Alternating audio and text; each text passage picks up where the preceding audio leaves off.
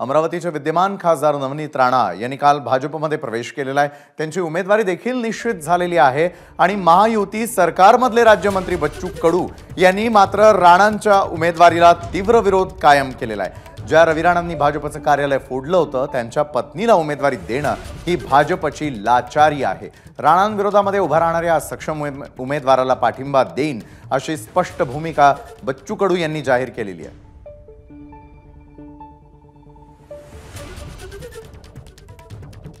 भाजपचं कार्यालय रवी राणानं फोडलं, पालकमंत्र्यालय बालकमंत्री म्हटलंय, कार्यालय फोडलं ना। भाजपच्या कार्यालयात अंदर घुसून पोस्टर गिस्टर पार फोडफाड करून रवी राणाने पतन भाजपचं केलं, त्यांना मार ठोक करून भाजपची तिकीट घेतली। याच्यापेक्षा दुर्दैव काय आहे? आता ज्यानं भाजपचं कार्यालय फोडलं त्याचे झेंडे घेऊन काम करावं लागतं कार्यकर्त्यांना। इतके मोठे लाचारी कुठल्याही कार्यकर्त्यावर येत नसेल, कुठल्याही पक्षाच्या। एबीपी माझा, उघडा डोळे बघा नीट।